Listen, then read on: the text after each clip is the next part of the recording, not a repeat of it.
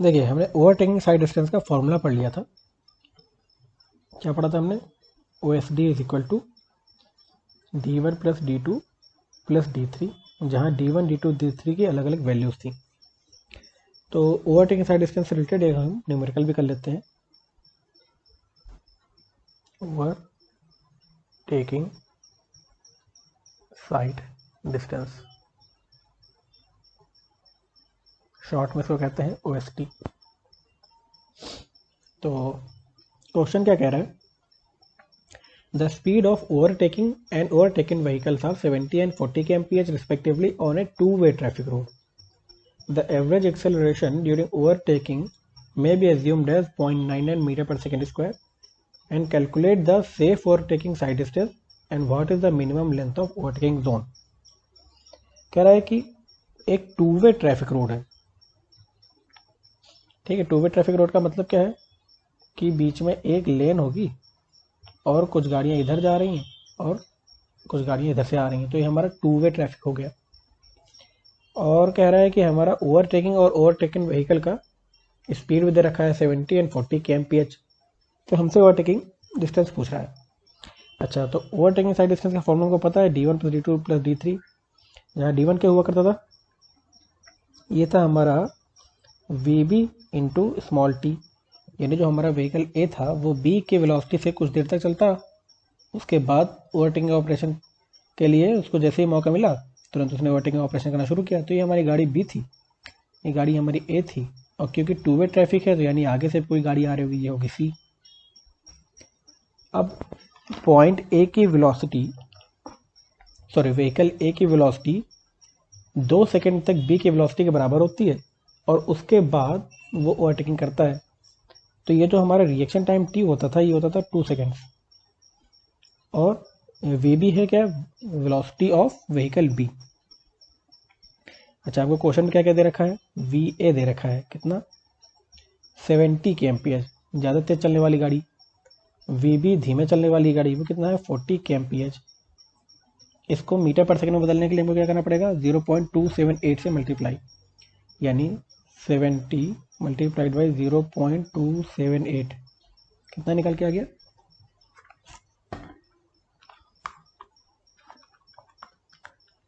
19.46 metre पर second.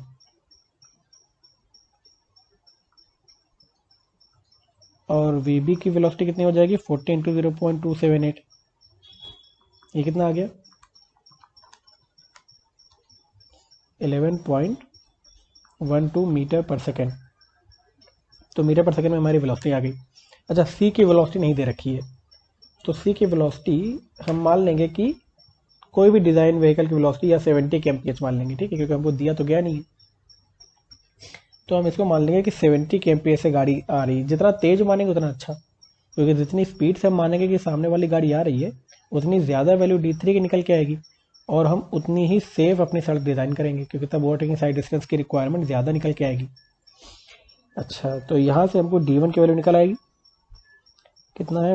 11.12 multiplied by 2, 22.24 metre. ये है हमारा D1।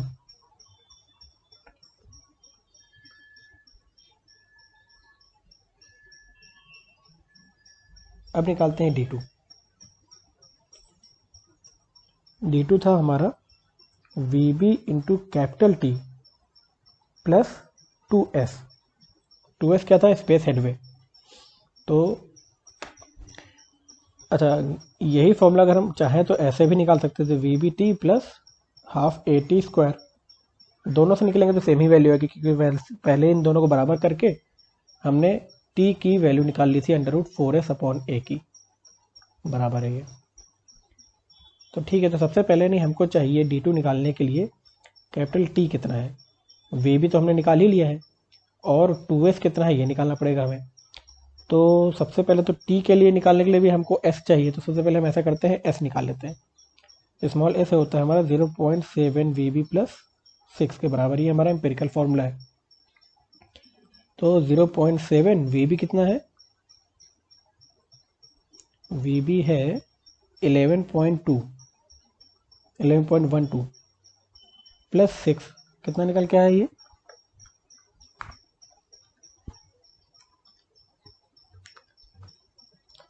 13.784 मीटर।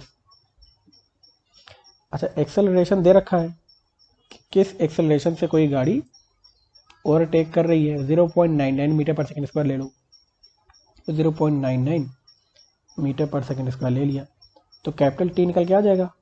कितना आएगा? √4s/a, दैट इज 4s की वैल्यू 13.784, ए है हमारा 0.99।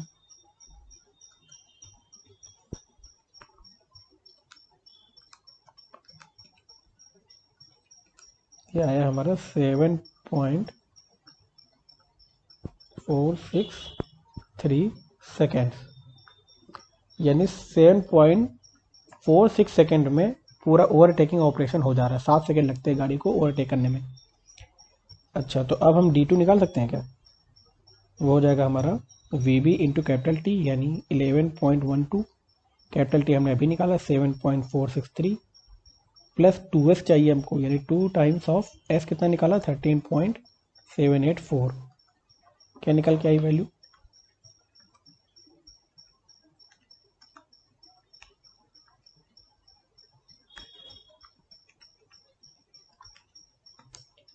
$110.556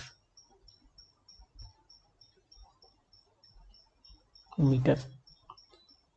ये है हमारा D2 की वैल्यू।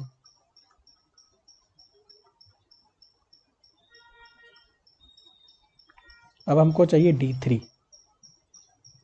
तो D3 की वैल्यू क्या हुआ करती थी? Velocity of C multiplied by capital T। अब वेलोसिटी ऑफ C तुमको पता नहीं है, तो दो चीज़ें हैं, या तो हम डिज़ाइन वेलोसिटी निकाल लें। अब डिज़ाइन वेलोसिटी भी डिज़ाइन स्पीड निकालने के लिए भी हमको और कुछ डाटा भी देना चाहिए कि टेरेन कैसा है। तो अगर डिज़ाइन स्पीड नहीं दे रखा तो मान लेते हैं कि VC की वेलोसिटी हमारे VA की वेलोसिटी के बराबर है, तो VA multiplied by capital T कर दें। और देखो हमारा VA हमने निकाला था क्या कहीं? ये हमारा 19.46 मीटर पर second, multiplied by capital T कितना निकाला हमने? 7.463, यानी ओवरटेकिंग ऑपरेशन के दौरान वो कितनी दूरी चल गई गाड़ी C, ये निकल के आता है 19.46, 145.23। ये निकल के आई गाड़ी C कितनी डिस्टेंस चल गया।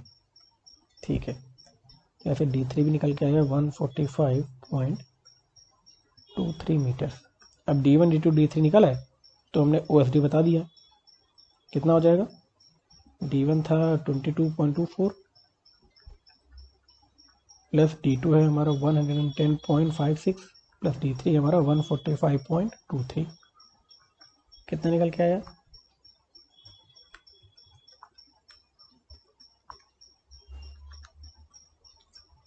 $278.03 मीटर। ये हो जाएगा हमारा ओवरटेकिंग साइड डिस्टेंस की रिक्वायरमेंट, यानी किसी भी पॉइंट पर, रोड के किसी भी पॉइंट पर ड्राइवर को कम से कम 278 मीटर की सड़क आगे कम से कम दिखे, ताकि वो ओवरटेकिंग ऑपरेशन ले सके। और अगर हम हिल्स में या माउंटेन में अपनी गाड़ी चला रहे हैं तो इतना मीटर का लॉन्ग स्ट्रेच विजिबल होना कभी कभी मुश्किल हो जाता है। तब हम क्या करते हैं? ओवरटेकिंग जोन्स प्रोवाइड करते हैं। बी पार्ट कह रहा है कि वो ओवरटेकिंग जोन की लेंथ बताओ, what is the minimum length of overtaking zone. अब हमको पता है कि लेंथ ऑफ ओवरटेकिंग जोन एक होता है डिजायरेबल लेंथ और एक होता है minimum length. Desirable length of OSD वो होता है हमारा 5 times of overtaking side distance, overtaking zone कहते हैं इसको।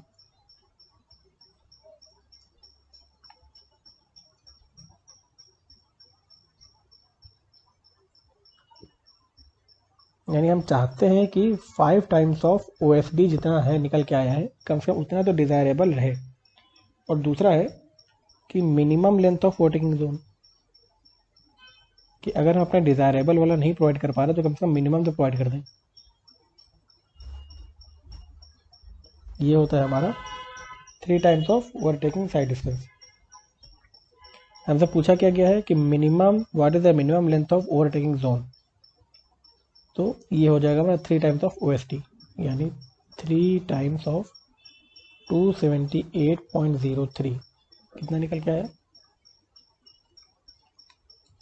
834.09 मीटर। ये है ओवरटेकिंग जोन की लेंथ।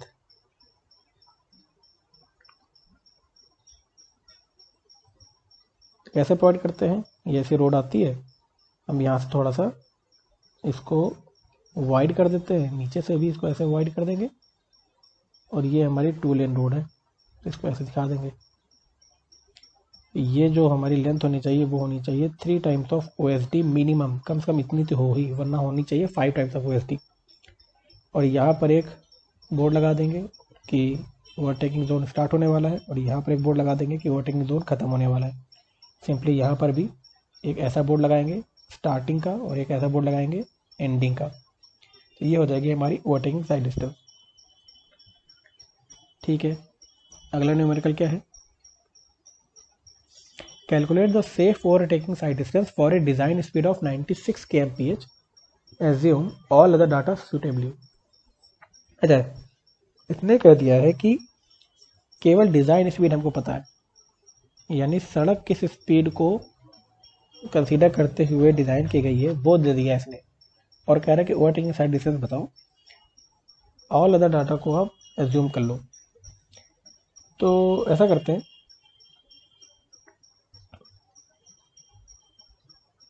अच्छा 96 kmph के लिए हमारे पास एक्सेलरेशन कितना होता था, देखते हैं, पहले टेबल में कुछ बना था।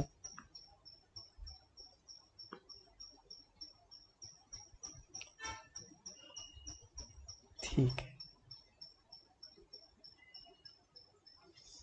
ये है मैक्सिमम ओवरटेकिंग एक्सेलरेशन, 80 के लिए इतना, 100 के लिए इतना, 0.53। तो हम क्या करेंगे, 0.53 मान लेंगे। ठीक है, 96 है तो हम मान लेंगे 0.53 के आसपास हमारा ओवरटेकिंग एक्सेलरेशन है। तो ठीक है, अब देखते हैं न्यूमेरिकल सॉल्व कर पा रहे हैं कि नहीं कर पाते।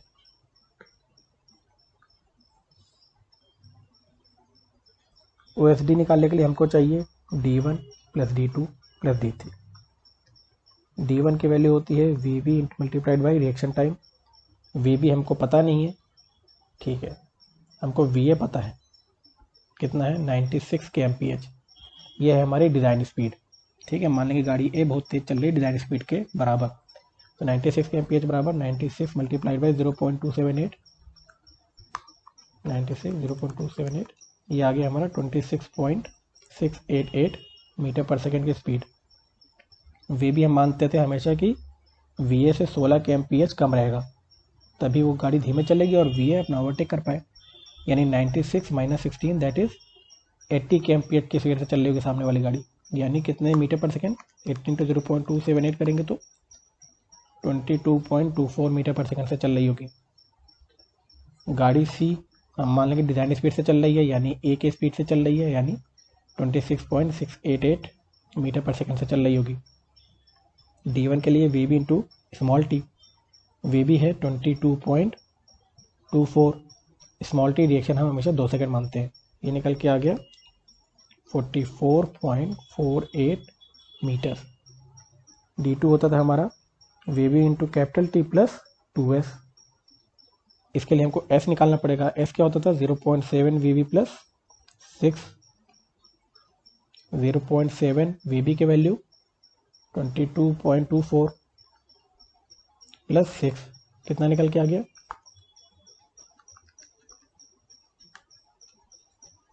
21.568 मीटर। कैपिटल टी निकालेंगे क्या, √4S अपॉन A से।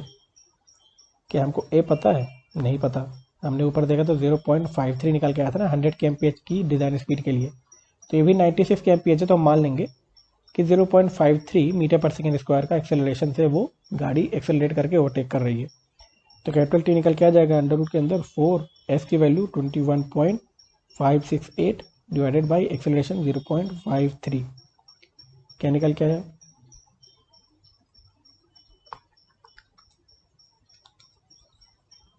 12.758 सेकेंड्स, कैपिटल टी निकाल लिया हमने। अब हम D2 निकाल सकते हैं। D2 हो जाएगा हमारा VB इंटू कैपिटल टी यानी 22.24, कैपिटल टी है 12 second 12.758 plus 2 times of S plus S कितना है 21.568, क्या निकल के आया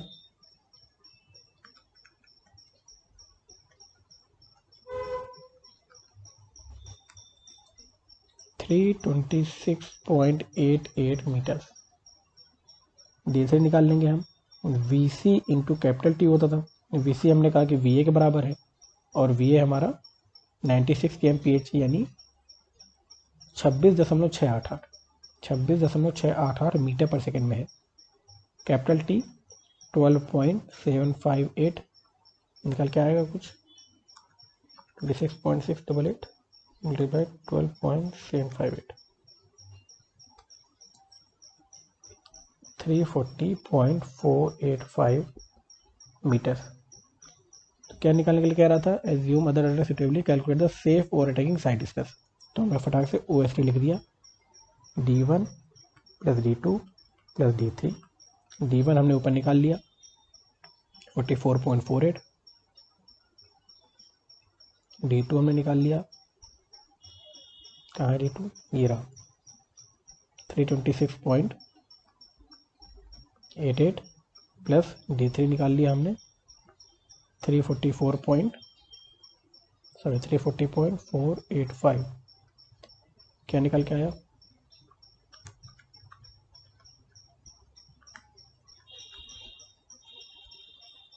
711.84 मीटर। यानी सेफ ओवरटेकिंग साइड डिस्टेंस होनी चाहिए हमारी 711.84 मीटर किसी भी पॉइंट ऑफ रोड पे। ठीक है, तो दो न्यूमेरिकल्स काफ़ी हैं आपके ओवरटेकिंग साइड डिस्टेंस के। आगे बढ़ते हैं।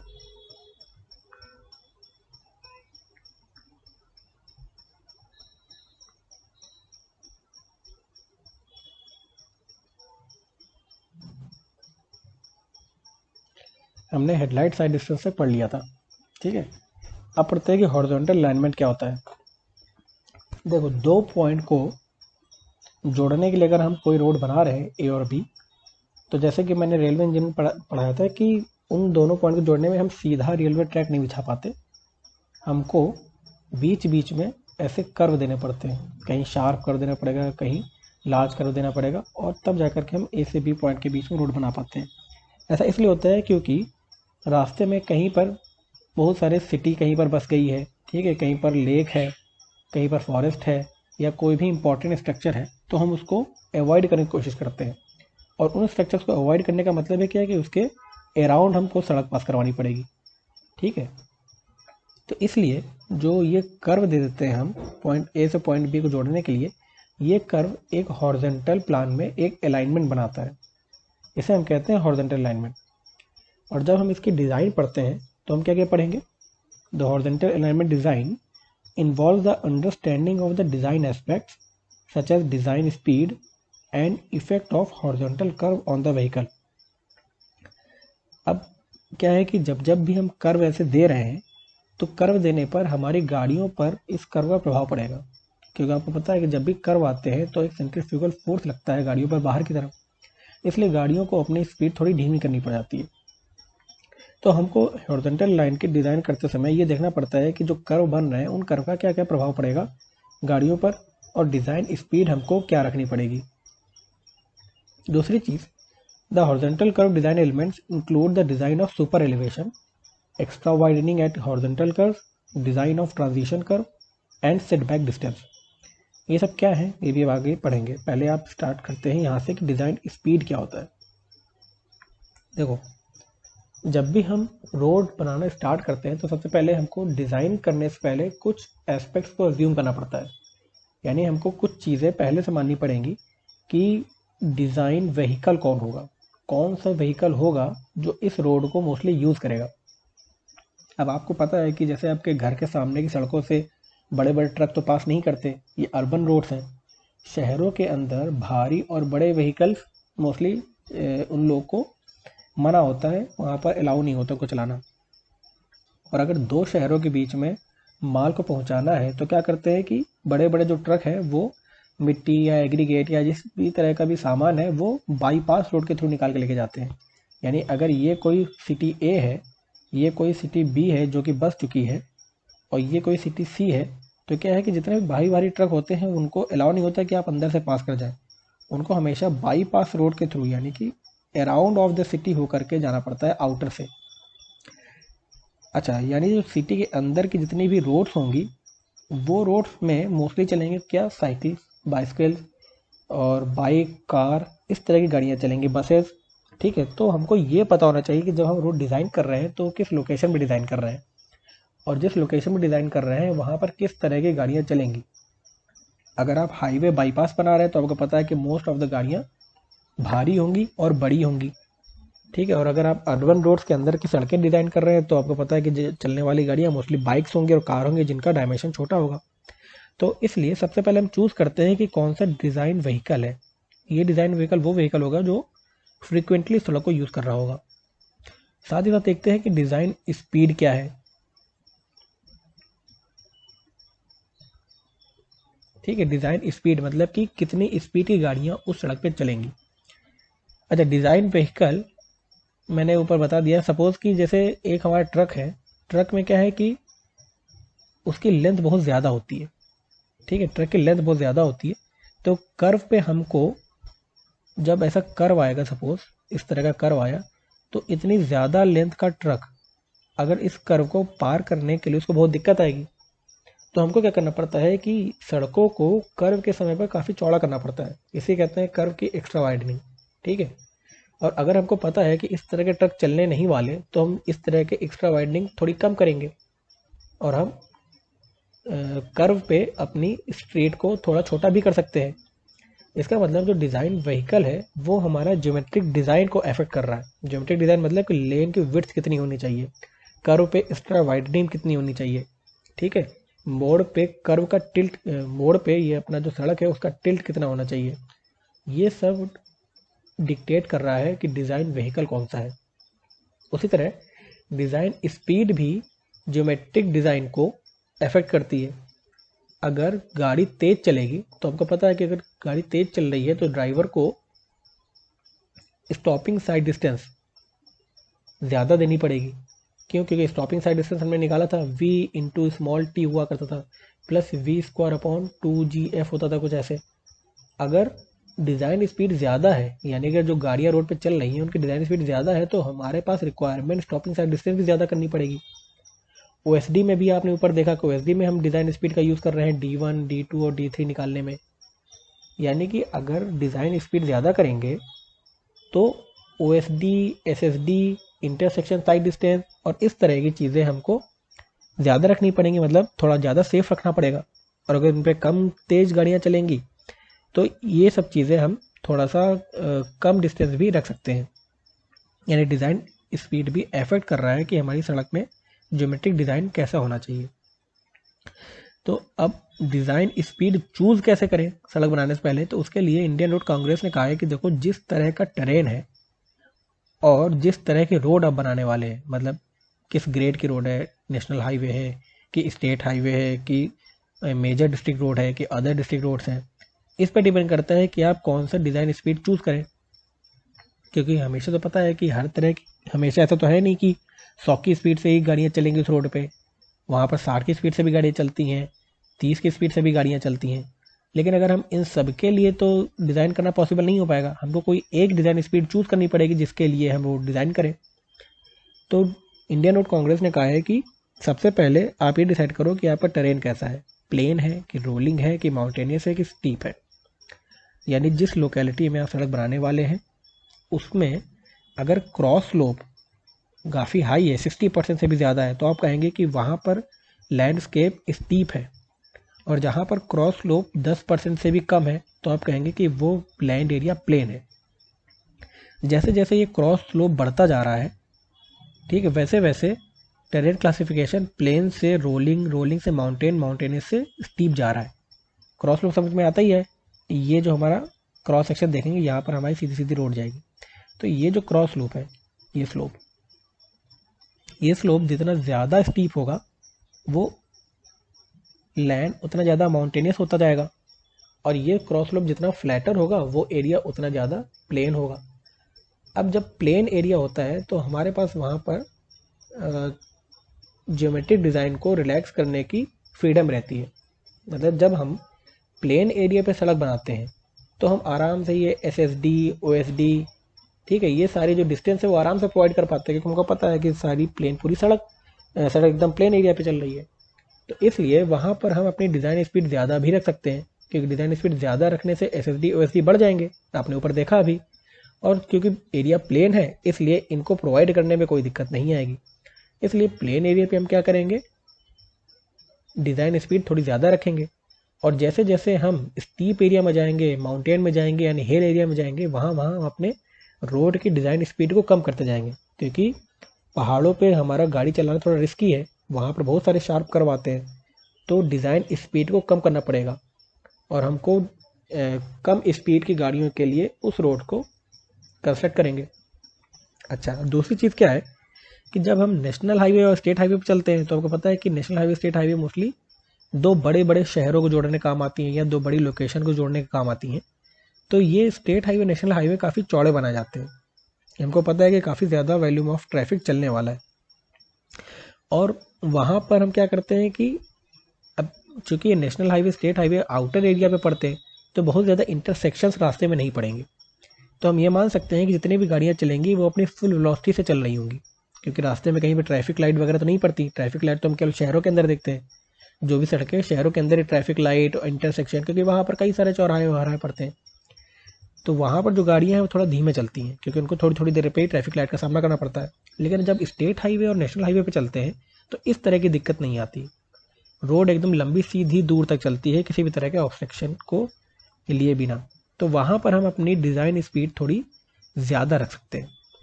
और जैसे जैसे हम अपने ग्रेड ऑफ रोड नीचे आते जाएंगे, यानी कि नेशनल हाईवे स्टेट हाईवे से मेजर डिस्ट्रिक्ट रोड, थोड़ी लोअर ग्रेड क्वालिटी रोड, और उसके नीचे अदर डिस्ट्रिक्ट रोड, और इसके नीचे विलेज रोड यानी गांव की रोड, तो इन रोड्स में जब हम जैसे जैसे नीचे आएंगे वैसे वैसे हम अपने गाड़ियों की डिज़ाइन स्पीड को भी कम करते जाएंगे। तो क्या हुआ, तो सबसे पहले हमारे पास होना चाहिए कि टेरेन को क्लासीफाई करो, और वो हम कैसे क्लासीफाई करेंगे, क्रॉस स्लोप से, कि वहाँ का क्रॉस स्लोप कैसा है उसके हिसाब से मैं टेरेन को क्लासीफाई कर दिया। अब एक बार हमको टेरेन क्लासीफाई होके आ गया कि चलो ये हमारा प्लेन है कि रोलिंग है कि माउंटेनियस है कि स्टीप है, उसके बाद हम देखेंगे कि भैया हमको जो सड़क बनानी है वो नेशनल हाईवे बना रहे हैं कि मेजर डिस्ट्रिक्ट रोड बना रहे हैं। अगर हम नेशनल हाईवे या स्टेट हाईवे बना रहे हैं तो क्या होगा, हमने सपोज चूज़ कर लिया कि हमारा प्लेन लैंडस्केप था यानी प्लेन टेरेन है, तो वहाँ पर डिज़ाइन स्पीड हम रखेंगे 100 और मिनिमम डिज़ाइन स्पीड होनी चाहिए 80। इसका मतलब कि जो भी रोड हम बनाएंगे हम ये मान के चलेंगे कि जितनी गाड़ियाँ हैं सब 100 kmph की स्पीड से चल रही, ठीक है। और उस 100 kmph की स्पीड से चलने वाली गाड़ियों के लिए ही हम SSD OSD वगैरह चीज़ें निकालेंगे और जितने भी सड़क के ज्योमेट्रिक डिज़ाइन है उसको बनाएंगे। अगर कहीं कहीं पर हम ये 100 kmph की स्पीड के अनुसार SSD OSD नहीं दे पाए तो हम मिनिमम डिज़ाइन स्पीड 80 kmph मान लेंगे कि चलो 100 नहीं मिल पा रहा कहीं कहीं जगह पर, तो 80 kmph तो मिनिमम डिज़ाइन स्पीड रखो ही रखो। इसलिए नेशनल हाईवे और स्टेट हाईवे में अगर प्लेन टेरेन है, अच्छा टेरेन है, तो 100 और 80 ये हमारे रोलिंग डिज़ाइन स्पीड और 80 हमारा मिनिमम डिज़ाइन स्पीड हो जाता है। अब जैसे जैसे हम प्लेन से रोलिंग पे जा रहे हैं, रोलिंग से हिली में जा रहे हैं, हिली से स्टीप में जा रहे हैं, जैसे जैसे हमारा क्रॉस स्लोप बढ़ता जा रहा है हम अपनी रोलिंग डिज़ाइन स्पीड को भी कम करते जा रहे हैं। देखो 80 आ गया, 50 आ गया, 40 आ गया, और अपने मिनिमम डिज़ाइन स्पीड को भी कम करते जा रहे हैं, 65, 40, 30। समझ में आती है चीज़ें। और जैसे जैसे हम नीचे जा रहे हैं, लोअर ग्रेड ऑफ रोड बना रहे हैं, वैसे वैसे भी हम अपनी डिज़ाइन स्पीड को कम करते जा रहे हैं। रोलिंग डिज़ाइन स्पीड यहाँ पर MDR के लिए 80 है, अदर डिस्ट्रिक्ट रोड के लिए 65 है, विलेज रोड के लिए 50 है।